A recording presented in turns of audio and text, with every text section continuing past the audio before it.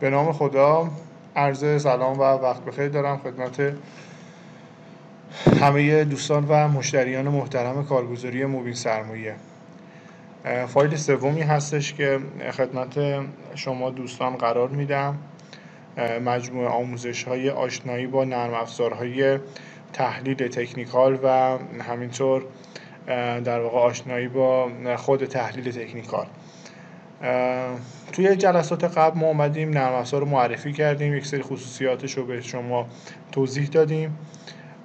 راجع به عرضم به حضورتون که یک مقدار تو خود نرم افزار اومدیم کار کردیم.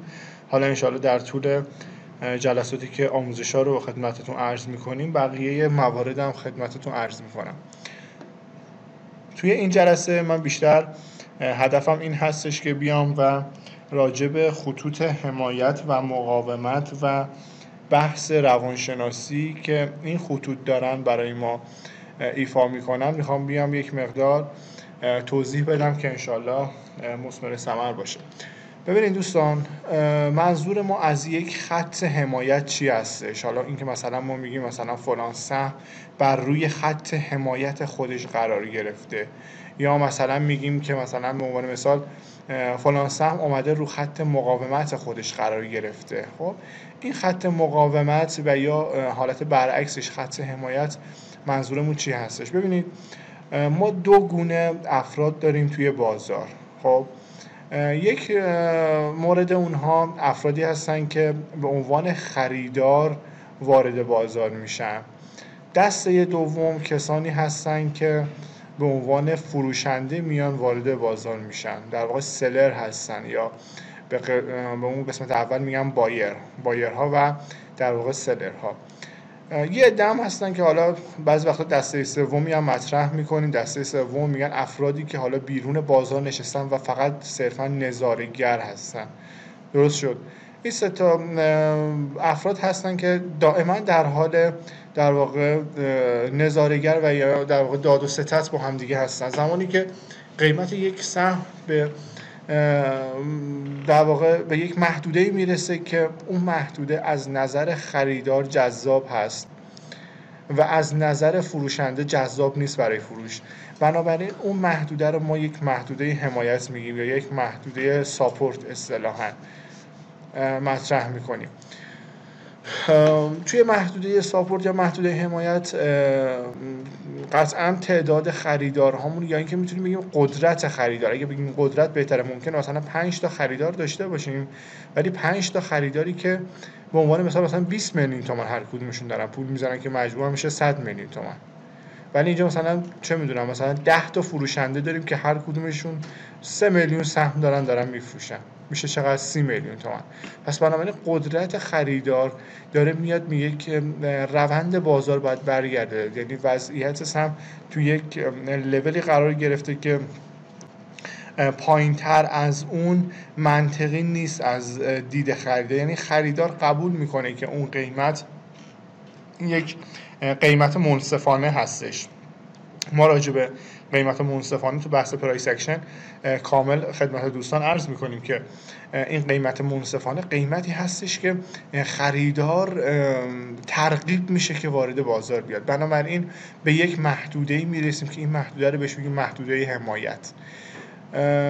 قطعا اینطور هستش که اگر مثلا میگم ما ایران خودرو رو داریم نگاه میکنیم روی قیمت 250 تومان، اگر چندین بار آمده حمایت شده، پس بنابراین میتونیم این فرض رو بکنیم که ایران خودرو روی قیمت 250 تومان یک محدوده حمایتی داره.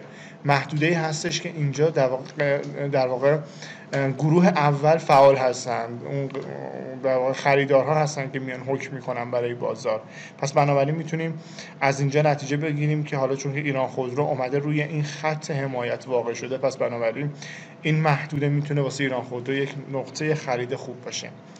یا مثلا ایران خودرویی که قیمتش از 250 تومان مثلا میخوره به محدوده 300 تومان، خب به 300 تومان چندین بار برخورد کرده و باعث ریزش قیمت شده. پس بنابراین میتونیم این نتیجه گیری رو بکنیم که توی این قسمت فروشنده های در واقع قسمت دوم هستن که اومدن وضعیت بازار رو به دست گرفتن و باعث ریزش بازار شدن. یعنی اینجا وقتی که ایران خودرو اگه بازم اومد رو 300 تومن، منی که اومدم رو 250 تومن خریدم، میدونم که آقا اینجا یک محدوده مقاومت هست، احتمال ریزش قیمت از این محدوده وجود داره. بنابراین با رصد معاملات توی این قسمت، با رصد کندل هایی که دارن اینجا برخورد میکنم، میام اون پوزیشنی که دارم، حالا اگه مثلا اینجا خرید انجام دادم ایران خودرو، میام در نهایت اینجا با یک سیو سودی یا یک در واقع حد سودی قرار میدم و معامله‌مو با سود خارج میکنم. بنابراین خیلی مهم است که دوستان مفهوم خطوط حمایت و مقاومت رو بلد باشن. یه نکته‌ای که وجود داره، خطوط حمایت و مقاومت محدوده‌های فیزیکی به هیچ عنوان نیستن.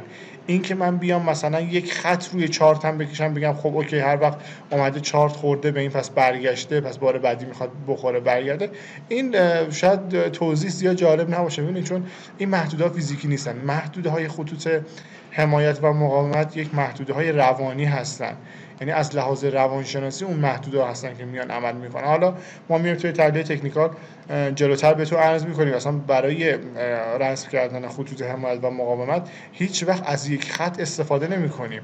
من نمیگم ایران خودرو رو قیمت 250 تومان و 1 ریال خرید داره. ما هدفمون توی تکنیکال هست میگیم که آقا ایران خودرو از 255 تومان تا 245 تومان یک محدوده سیفی هستش.